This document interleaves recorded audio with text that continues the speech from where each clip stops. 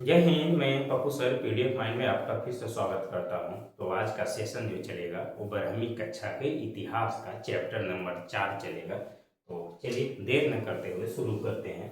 हम लोग को पढ़ना है चैप्टर नंबर 4 जो है वो इतिहास का 12th इतिहास का।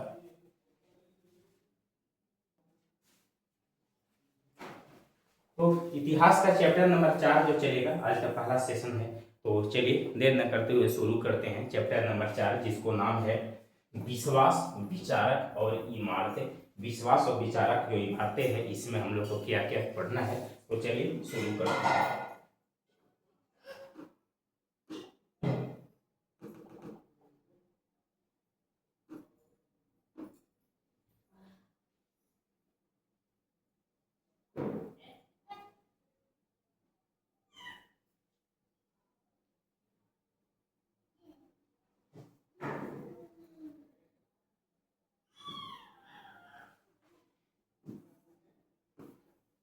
चलिए आज के बारे में जो पढ़ना है वो विश्वास, विचारक और इमारतें के बारे में पढ़ना है। तो चलिए देर न करते हुए शुरू करते हैं आज का पहला सेशन।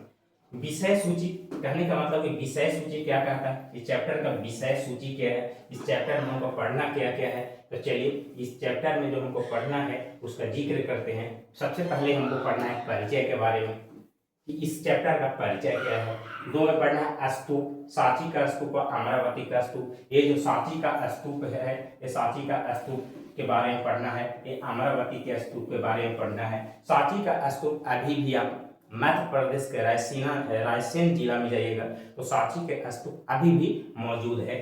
ये एमपी में पड़ता है, एमपी के रायसेन जिला में पड़ता है, रायसेन जिला में। अमरावती जो है वो आंध्र प्रदेश में पड़ता है, आंध्र प्रदेश में पड़ता है। तो ये जो अमरावती जो स्तूप है वो समाप्त हो गया। स्तूप क्या है उसके बारे में हम पढ़ेंगे। अगला है बौद्ध धर्म और गौतम बुद्ध। बौद्ध धर्म के बारे में पढ़ना है और गौतम बुद्ध के बारे में पढ़ना है। फिर हम लोग को पढ़ना पड़ेगा बुद्ध की शिक्षा, बुद्ध की शिक्षा क्या था। फिर जैन धर्म और महावीर के बारे में पढ़ना पड़ेगा। जैन धर्म के 24वें तीर्थंकर जो थे वो कौन थे, महावीर थे। फिर पढ़ना है महावीर की शिक्षा। महावीर की शिक्षा क्या कहता है, महावीर की शिक्षा। चलिए तो हम स्टार्ट करते हैं।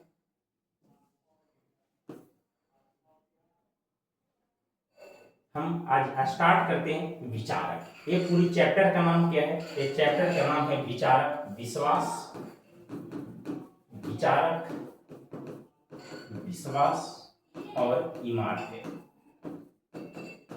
ये पूरी चैप्टर का नाम है विचारक, विचारक, विश्वास और इमारतें। कहने का मतलब क्या हुआ कि विचारक क्या है, विचारक किसे कहते हैं। तो विचारक कहते हैं, विचारक जो हमको कहते हैं वो कहते हैं वे लोग जो नई विचार और नई सूचक लेकर आते हैं, नए सूचना लेकर आते हैं। इसको सूचना भी कह सकते हैं कि नए सूचना लेकर आते हैं। कहने का मतलब कि वैसा लोग जिसका सोच नई है, जो नया नया सोचता है, जो अच्छा सोचता है, उसको जो जिसके लिए किसी भी चीज के लिए किसी भी क्षेत्र में जाने के लिए अच्छा वो विचार रखता हो उसी को विचारक कहते हैं। विचार और विचारक में अंतर है। विचार जो आप सोच रहे हो, विचारक जो सोच रहा है, जो व्यक्ति। तो विचारक जो है यहाँ किसी न किसी व्यक्ति के बारे में बताता है। तो वे लोग जो नई विचार रखते हैं और नई सूचना लेकर आते हैं उसे क्या कहते हैं, विचारक। विश्वास क्या है, तो विश्वास इस वक्त कौन कौन से नए नए धर्म का विकास हुआ। कहने का मतलब हुआ कि जब नया नया धर्म विकसित होगा, धर्म का उदय होगा,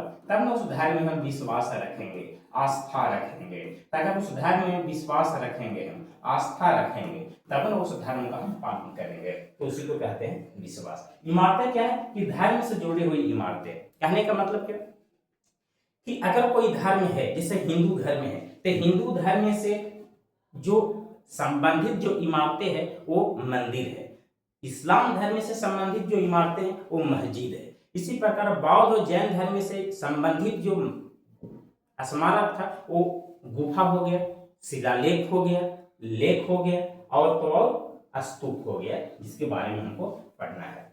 यह काल जो है 600 ईसा पूर्व से 600 ईस्वी तक चला। कौन से काल, ये वाले काल जो हम अभी पढ़ रहे हैं, विश्वास, विचारक, इमारतें। ये जो हम पढ़ रहे हैं ये चला था समय जो है वो 600 बीसी से 600 ईस्वी तक चला था। इसका समय काल 600 बीसी से 600 ईस्वी तक था।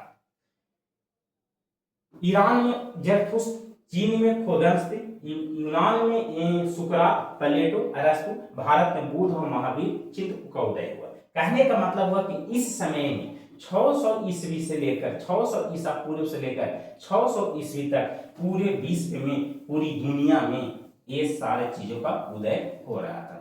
जिस समय भारत में बुद्ध और महावीर जैसे चिंतकों का उदय हो रहा था, उसी प्रकार अलग अलग देशों में अलग अलग विचारकों का उदय हो रहा था। हम कह सकते हैं कि भारत में बौद्ध धर्म और जैन धर्म के जो अच्छे विचारक जो थे वो महावीर स्वामी थे और गौतम बुद्ध थे। तो ये सब व्यक्ति को विचारक कहा गया, अपने अपने धर्मों का विचारक कहा गया। तो जिस प्रकार से भारत में बुद्ध और महावीर का जिस समय उदय हो रहा था, चिंतकों का उदय हो रहा था, उसी समय अलग अलग देशों में अलग अलग विचारकों का उदय भी हो रहा था। चलिए आगे चलते हैं। चलिए अब पढ़ते हैं स्तूप। अभी बताए हैं कि स्तूप जो है,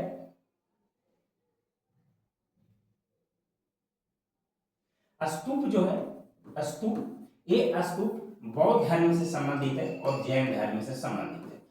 ज्यादातर ये बौद्ध धर्म से संबंधित है। स्तूप क्या होता है? तो स्तूप होता है, स्तूप के नीचे किसी व्यक्ति का अस्थियां को रखा जाता है या उस व्यक्ति से संबंधित किसी ग्रंथ को रखा जाता है और उस ग्रंथ के ऊपर एक स्तूप बनाया जाता है, एक स्मारक बनाया जाता है, उसी को स्तूप कहते हैं। स्तूप क्या है? स्तूप हम आप लोग को दिखाएंगे, फिगर में हम दिखाएंगे कैसा होता है। स्तूप का शाब्दिक अर्थ ढेर होता है, वो इस प्रकार का होता है, इस प्रकार का स्तूप होता है। इसके ऊपर इस प्रकार का चिन्ह होता है, इसमें एक दरवाजा भी होता है ऐसे, और चारों तरफ से दीवारों से घेर दिया जाता है। स्तूप एक पवित्र स्मारक होता है जो आमतौर पर गोल गुंबद के आकार का होता है। देखिए ये गोल गुंबद है, ये गोल गुंबद के आकार के जैसा होता है। स्मारक जो है, स्तूप जो है पवित्र स्मारक होता है। यह स्मारक बनता है जब कोई व्यक्ति मर जाता है तो उस व्यक्ति के अस्थियों को नीचे रख दिया जाता है या उस व्यक्ति से संबंधित और किसी वस्तु को रख करके बनाया जाता है स्मारक, उसको स्तूप कहते हैं। यह गोल गुंबद के आकार का होता है। यह खास तौर पर भगवान बुद्ध या उनके प्रमुख अनुयायियों के याद में बनाया जाता था। बताएं अभी कि स्तूप जो है वो बौद्ध धर्म से संबंधित है। अब बौद्ध धर्म के प्रवर्तक कौन थे? बुद्ध। तो या तो स्मारक स्तूप या तो गौतम बुद्ध के याद में बनाया गया या तो गौतम बुद्ध को मानने वाले अनुयायियों के, शिष्यों के याद में बनाया गया। स्तूप के अंदर बुद्ध के अवशेष के मतलब कोई जो मर गए अवशेष, उसका बॉडी के पार्ट के हड्डियों का अवशेष रखा गया, जैसे कि अस्थियां, धातु या उनसे जुड़ी हुई कोई पवित्र वस्तु रखी जाती थी। या तो हड्डियां रख दो या किताबें रख दो उनसे संबंधित, या कोई धातु रख दे, मतलब उस व्यक्ति से संबंधित कोई भी वस्तु रख करके स्मारक बना दो, वही स्तूप कहलाता था। अगला कहता है कि महात्मा बुद्ध के परिनिर्वाण के बाद उनकी अस्थियां को 8 भागों में बांटा गया तथा उन पर समाधियों का निर्माण किया गया। अब गौतम बुद्ध जो है, गौतम बुद्ध का जो जन्म हुआ था वो 563 में हुआ था। ये जब मर गए ना, तो मरने के बाद इनके बॉडी को 8 भाग में बांटा गया और 8 अलग अलग जगहों पर स्मारक बनाया गया था। अगला कि स्तूप को सारे पाठों वर्णन ऋग्वेद में मिलता है। इसमें अग्नि की उठती हुई ज्वाला को स्तूप कहा गया है। कहने का मतलब क्या हो कि स्तूप का सबसे पहले वर्णन, स्तूप का सबसे पहला जानकारी जो है वो कहाँ मिला? ऋग्वेद में मिला। और ऋग्वेद में कहा गया कि अग्नि से उठती हुई एक ज्वाला है जिसको स्तूप कहा गया। तो ये था स्तूप का डिफिनेशन, स्तूप को क्या कहते हैं। चलिए आगे चलते हैं। ठीक है, बंद हो जाता है, ध्यान दीजिए।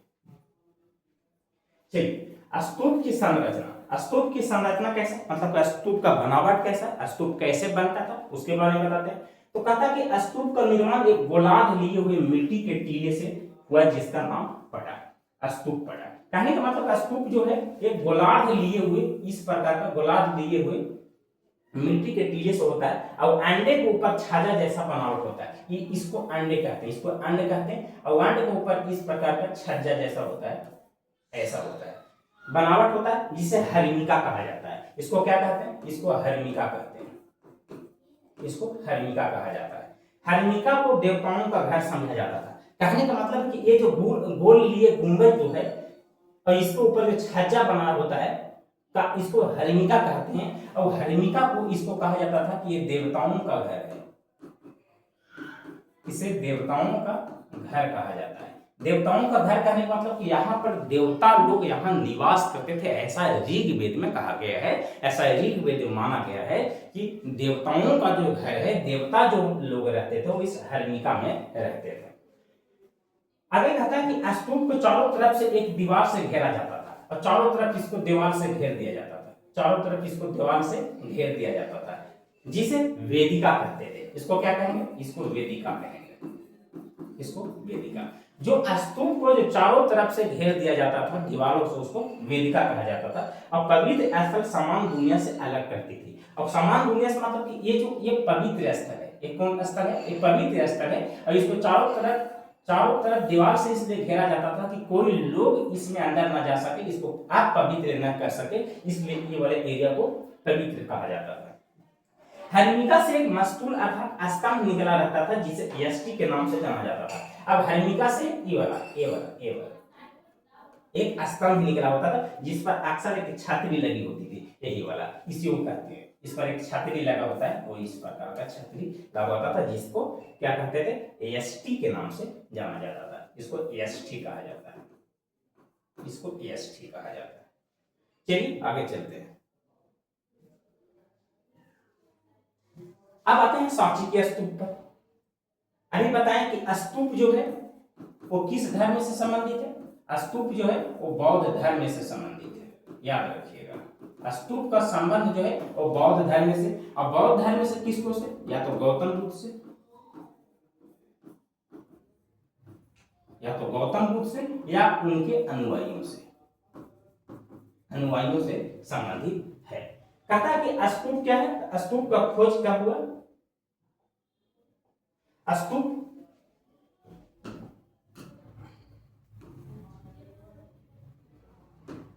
चलिए, सांची का स्तूप, ये सांची का स्तूप कहाँ है? मध्य प्रदेश में, मध्य प्रदेश के रायसेन जिला में उपलब्ध है, रायसेन जिला में। और रायसेन जिला में ये 1818 में सबसे पहले इसका खोज किया गया। सांची का स्तूप जो है मध्य प्रदेश के रायसेन जिला में स्थित है। तो पहला कहता है कि 1818 ईस्वी में सांची की खोज हुआ। और सांची का स्तूप का खोज जो है सबसे पहले 1818 ईस्वी में हुआ, 1818 ईस्वी में सबसे पहले हुआ।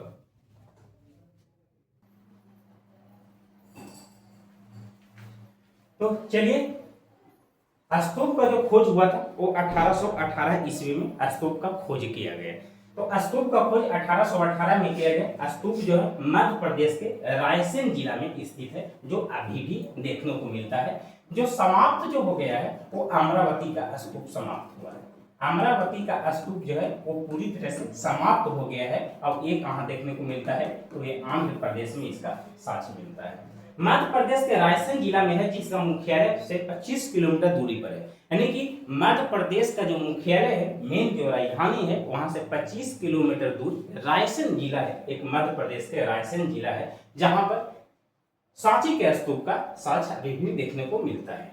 यह स्तूप आज भी बहुत अच्छी हालात में है, इसको साक्ष्य नहीं कह सकते हैं, ये पूरी तरह से अभी भी सुरक्षित है। जो पर्यटक स्थल बनाया गया है, जो देश विदेश से लोग वहां पर घूमने आते हैं। सांची के 3 तोरण द्वार तब भी खड़े थे और आज भी बना हुआ है। 3 तोरण द्वार, 3 गो दरवाजा था। सांची के स्तूप के अंदर जाने का 3 गो तोरण द्वार बनाया गया था, जो अभी भी मौजूद है। और स्तूप को चारों तरफ से घेर दिया जाता था दीवारों से। आगे है, यहाँ पर देश विदेश से भारी संख्या पर्यटक घूमने आते हैं। ये अभी भी सुरक्षित माना गया है। सांची का स्तूप अभी भी सुरक्षित है, जहां पर लोग अभी भी घूमने आते हैं। नोट कहता है कि सांची का स्तूप मौर्य सम्राट अशोक ने 3री शताब्दी ईसा पूर्व में बनवाया था।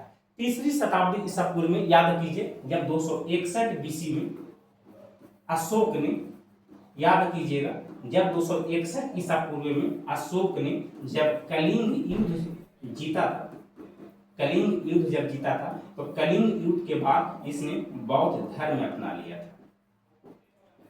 बौद्ध धर्म अपना लिया था।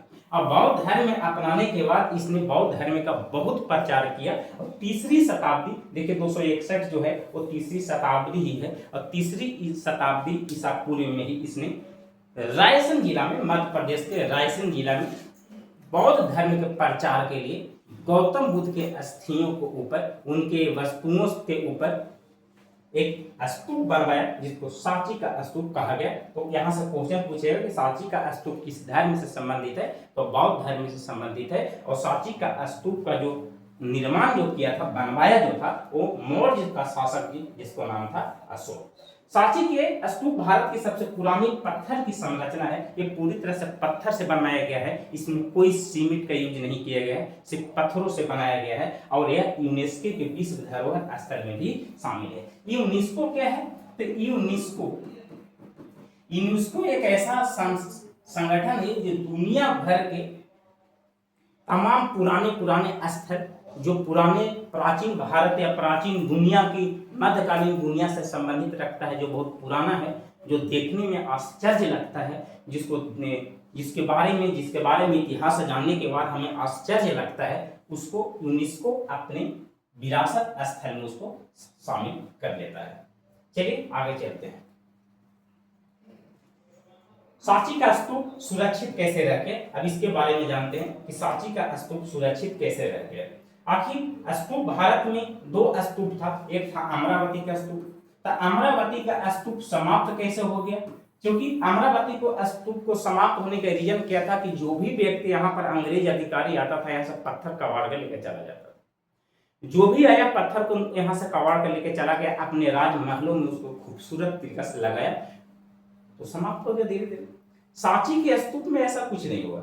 सांची के स्तूप में ऐसा नहीं हुआ क्योंकि अंग्रेज एवं फ्रांसीसी अधिकारी को खुदाई के दौरान जो भी पुराने अवशेष मिलती थी वह उसे अपने देश अर्थात अपने संग्रहालय में ले जाते थे, जैसे कि अमरावती का स्तूप। बताया अभी कि जो भी अंग्रेज अधिकारी आता था वो स्तूप के सामने खुदाई करता था, स्तूप के पास में खुदाई करता था, जो भी पुराने वस्तु मिलता था वो अंग्रेज अधिकारी अपने देश में ले जाकर के अपने संग्रहालय में, अपने म्यूजियम में रख दिया जाता था। संग्रहालय क्या है, तो संग्रहालय में वह चीज है जो इतिहास की प्रत्येक वस्तु को संभाल कर रखा जाता है, उसको म्यूजियम कहते हैं। म्यूजियम जैसा कहने का मतलब हुआ कि मान लो कि गांधी जी है, तो गांधी जी से रिलेटेड जितना सारी वस्तुएं जो होगा वो म्यूजियम में रख दिया जाएगा और उसको पर्यटक स्थल बना दिया जाएगा, जहां लोग जाकर के उनके बारे में आप देख सकते हो और पढ़ सकते हैं। तो संग्रहालय उसी को कहते हैं। 19वीं सदी में यूरोपियों को सांची के स्तूप को लेकर काफी उत्सुकता थी। अब 19वीं शताब्दी में क्या हुआ कि यूरोपियों को, यूरोप महादेश से आने वाले लोगों को सांची के स्तूप को लेकर काफी उत्सुकता थी। सांची के स्तूप के बारे में बहुत कुछ जानना चाहते थे, तो वो बड़ा ही खुश होते थे। फ्रांसीसियों ने सांची के पूर्वी द्वार को फ्रांस के संग्रहालय में ले जाने के लिए अनुमति मांगी, लेकिन उन्हें असली स्तूप की जगह नकली स्तूप दे दिया गया, जिसे संतुष्ट भी हो गए। कहने का मतलब क्या हुआ कि सांची का स्तूप को यूरोपीय देशों के लोगों ने आया, जैसे ब्रिटिश लोगों ने आया और सांची के स्तूप को अपने देश ले जाने के लिए बड़ा ही उत्सुकता था।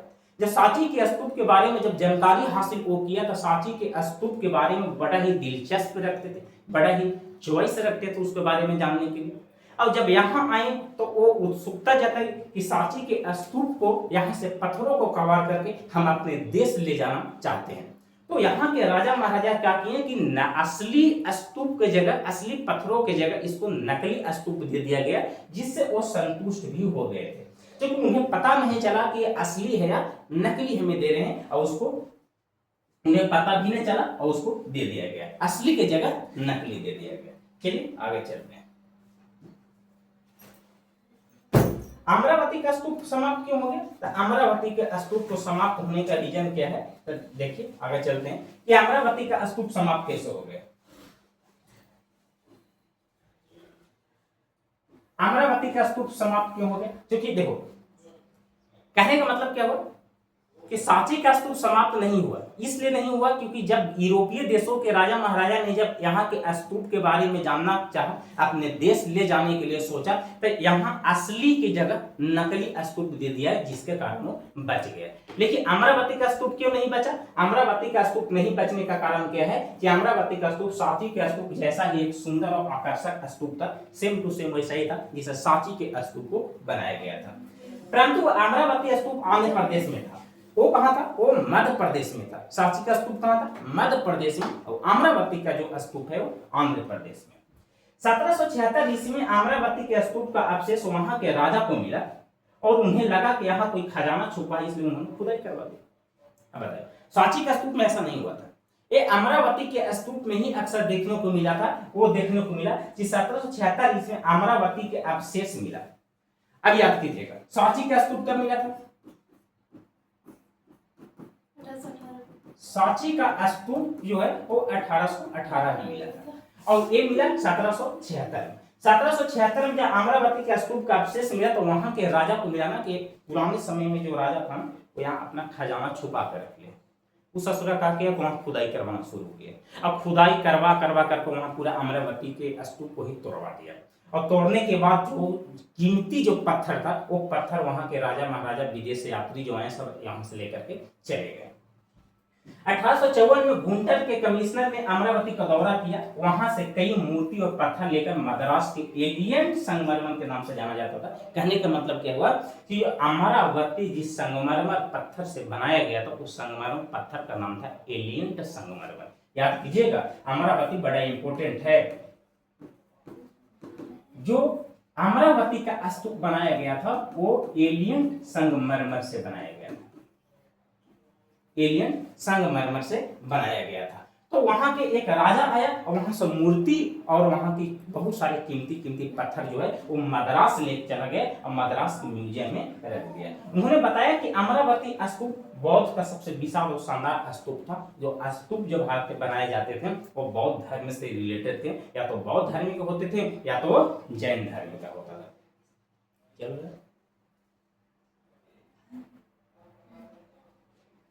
चलिए आगे चलते हैं।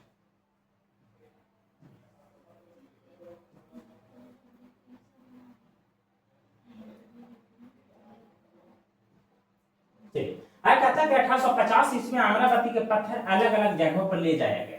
अब 1850 में जो भी आया वो धीरे धीरे कर करके यहाँ से पत्थर और मूर्ति को लेकर चला गया।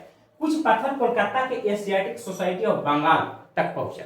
अब बंगाल में एक भवन है, म्यूजियम है, जिसको नाम है एशियाटिक सोसाइटी ऑफ बंगाल। कुछ वहां चला गया और कुछ मद्रास के इंडिया ऑफिस लंदन तक ले जाया गया। मतलब म्यूजियम में और बड़े बड़े ऑफिस में यहाँ के सुंदर मूर्तियां और सुंदर पत्थर को यहाँ से कबाड़ करके लेकर चला गया, खुदाई करके यहाँ से लेकर चला गया और वहां जाकर के म्यूजियम में रख दिया गया।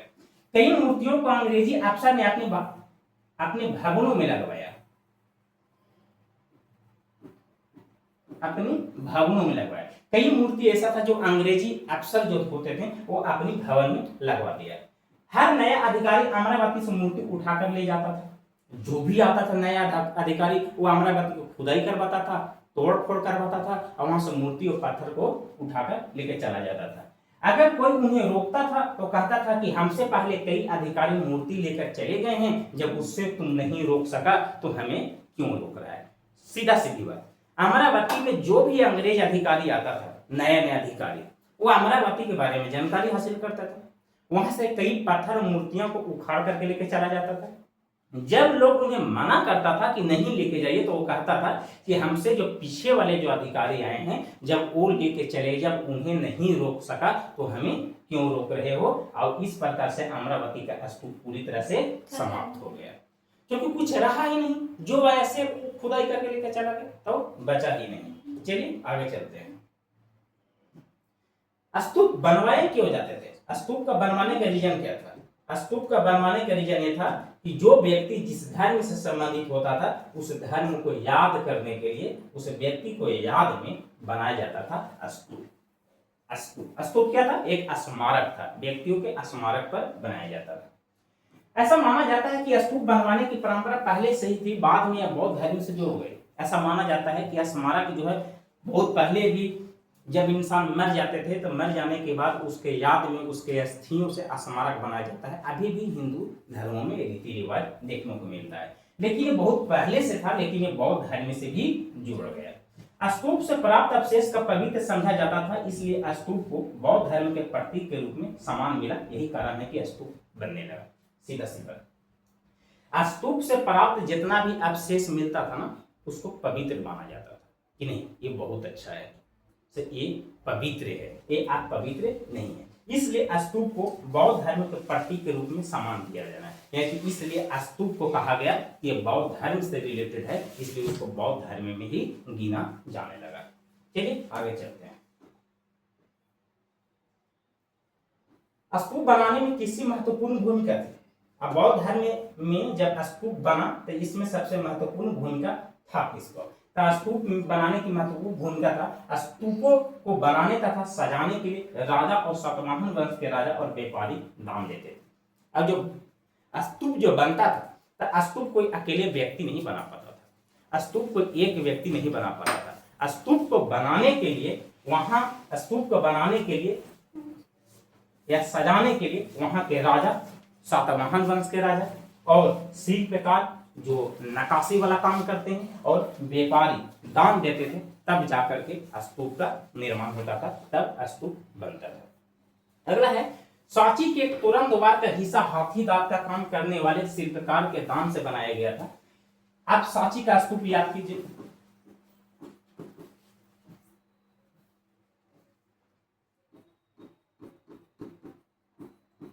सांची का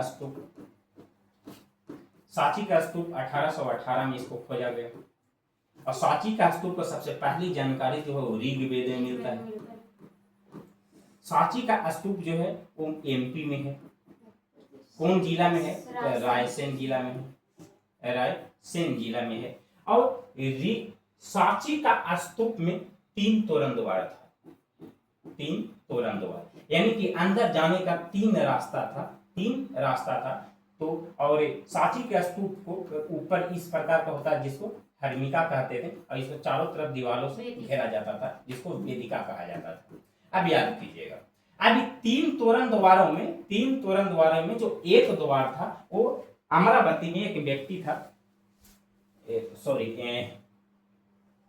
तोरण द्वार जो बनाने वाला जो एक शिल्पकार था मध्य प्रदेश में, जो हाथी दांत का काम करता था। हाथी के दांत से वो आभूषण बनाता था, हाथी के दांत से वो गहना बनाता था, इसलिए वो व्यक्ति जो है वो दान दे दिया कि ये द्वार हम बनवाएंगे, तो उसके दान से पहला तोरण द्वार बना था। स्तूप बनवाने के लिए महिलाएं भी दान करती थी और पुरुष तथा महिला दोनों अपने नाम अभिलेख में बताया है। कहने का मतलब क्या है कि उसको बनाने का काम जो है, उसको बनाने का जो काम है वो महिला भी दान करती थी और पुरुष होता था, महिला वहां खुद आकर काम करती थी और अपने अभिलेखों में खुद का नाम लिखवाती थी। अब है बौद्ध धर्म गौतम बुद्ध। चलिए इसके बारे में जानकारी हासिल करते हैं। बौद्ध धर्म गौतम बुद्ध, चलिए ये बौद्ध धर्म क्या है?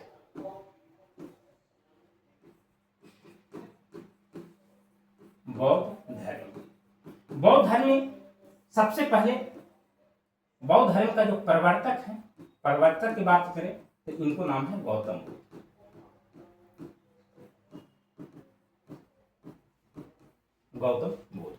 बौद्ध धर्म भारत में ऐसे विकसित नहीं हुआ। बौद्ध धर्म में विकसित होने का, बौद्ध धर्म का प्रचार प्रसार सबसे पहले गौतम बुद्ध ने किया था। बौद्ध एक धर्म है जो गौतम बुद्ध से संबंधित है। गौतम बुद्ध के बारे में अगर पता करें तो गौतम बुद्ध के बचपन का नाम जो है वो सिद्धार्थ था। बचपन का नाम सिद्धार्थ था। इनका जो जन्म हुआ वो 563 बीसी में हुआ। जिस स्थान पर हुआ था उस स्थान का नाम था कपिलवस्तु। कपिलवस्तु के निकट एक गांव है, लुम्बिनी गांव है। ये लुम्बिनी नेपाल की तराई में है। नेपाल की तराई के मतलब होता है, नेपाल की तराई का मतलब होता है कि नेपाल के जंगलों में एक छोटा सा चारों तरफ से जंगल है, बीच में एक गांव है, उस गांव का नाम है लुम्बिनी।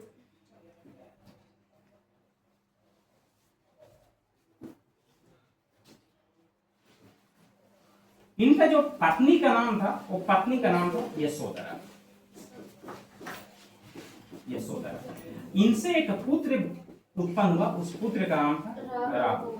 और राहुल का अर्थ कहा जाता है कि राहुल का अर्थ होता है वो रास्ता का कांटा होता है, रास्ता का कांटा माना जाता है।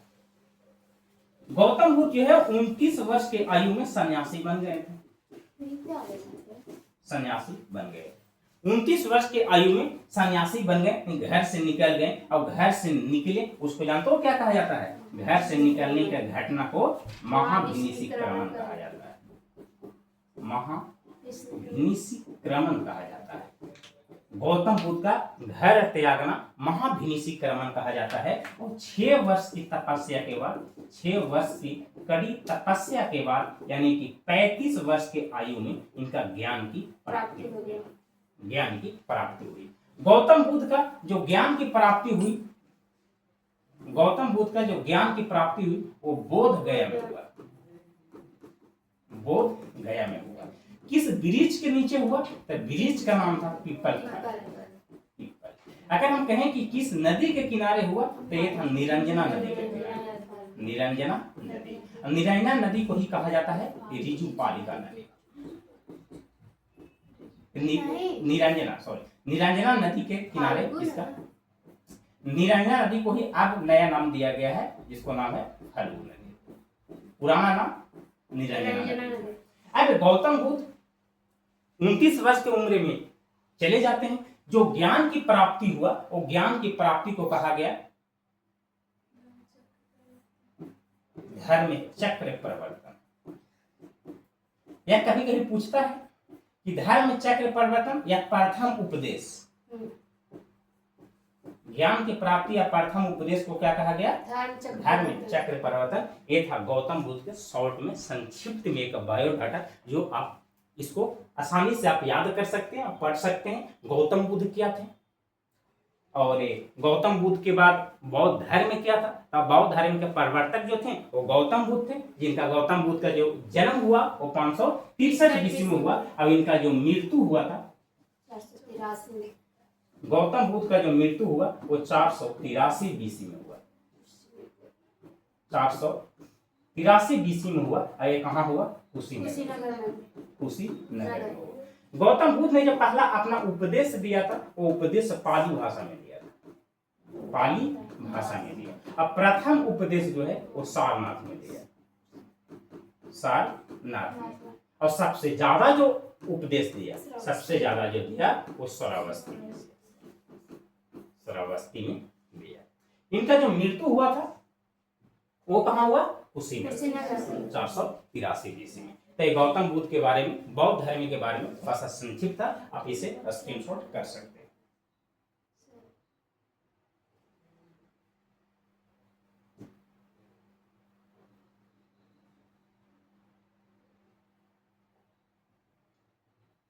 चलिए अब पढ़ते हैं गौतम बुद्ध के बारे में और बौद्ध धर्म क्या है। अब आप लोग के अब आसानी से याद हो जाएगा क्योंकि पहले हम इसका बायोडाटा दे चुके हैं। बौद्ध धर्म में गौतम बुद्ध क्या है? बौद्ध धर्म के बारे में, यह भारत से निकला एक बहुत प्राचीन और महान धर्म है। ये बहुत ही प्राचीन, यानी कि ये ऐसा है जो ईसा मसीह के जन्म से पहले इस धर्म का उदय भारत में हो चुका था। महात्मा बुद्ध ने बौद्ध धर्म की शुरुआत की। महात्मा बुद्ध, गौतम बुद्ध इनका नाम था, बचपन का नाम था सिद्धार्थ, फिर आया ये गौतम, गौतम से फिर गौतम बुद्ध बन गए और गौतम बुद्ध से फिर ये महात्मा बुद्ध बन गए। महात्मा बुद्ध दुनिया के पहले एक ऐसे इंसान थे जो इंसान रहते भर में भी भगवान के रूप में पूजे जाने लगे थे। बौद्ध धर्म की स्थापना लगभग 6ठी शताब्दी ईसा पूर्व में हो गया था। 6ठी शताब्दी ईसा पूर्व में। अब ईसाई 6ठी ईसा पूर्व कैसे, ध्यान से समझिएगा। 6ठी कैसे जी? क्योंकि इनका जन्म कब हुआ था?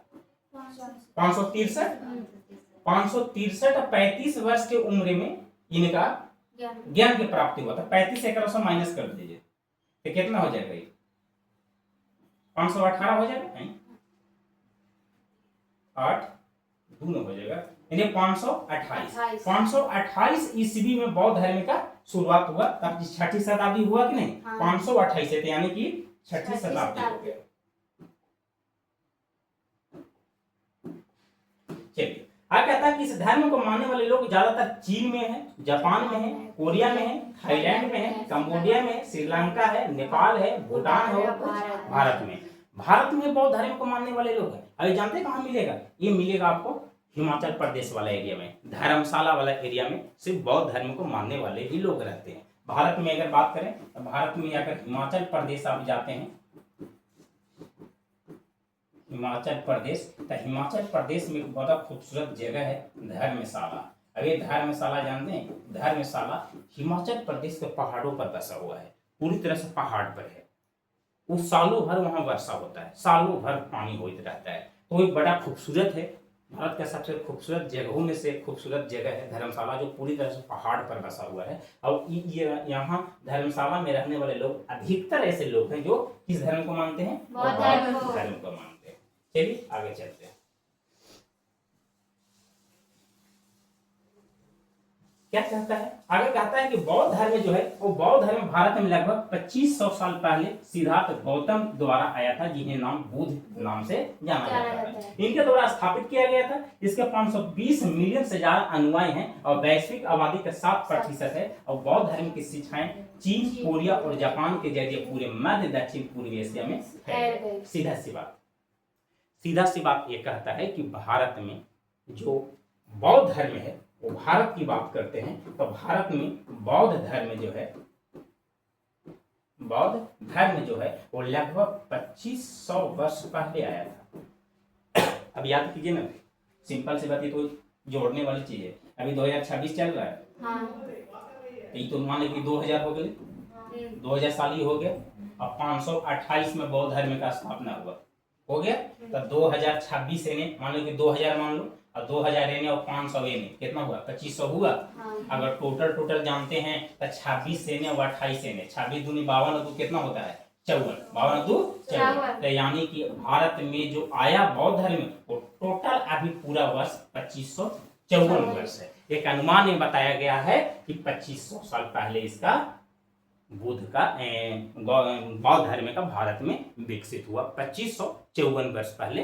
अगर हम इसको एक शब्द में एक्यूरेट कहें तो 2500 साल इसको हम कर सकते हैं। जो बौद्ध धर्म को लाने वाले भारत में जो व्यक्ति था उसको नाम था गौतम बुद्ध। अब इसमें भारत नहीं पूरे दुनिया में एक 520 मिलियन अनुयायी का मतलब क्या होता है? अनुयायी का मतलब होता है मानने वाला, उसको समझने वाला। तो जो बौद्ध धर्म को मानने वाले लोग हैं पूरे भारत में पूरी दुनिया में 520 मिलियन। अब 520 मिलियन का मतलब जानते हैं? 5 अरब से ज्यादा हो गए। आगे कहते हैं इसका जो शिक्षा है वो चीन, कोरिया, जापान के जरिए पूरे मध्य एशिया और पूर्व दक्षिण एशिया में इसका विस्तार हो गया। चलिए आगे चलते हैं।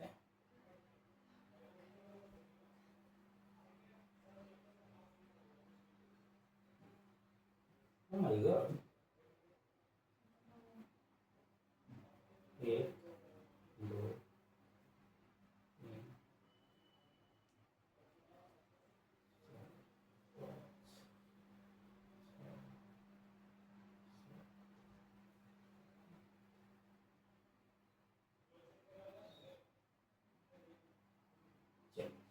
चलिए आज की स्लाइड यहीं पर समाप्त करते हैं। स्लाइड खत्म हो गई है तो फिर अगले क्लास में मिलते हैं। तब तक के लिए हंसते रहिए, खेलते रहिए, मुस्कुराते रहिए और देखते रहिए PDF man YouTube channel. Thank you.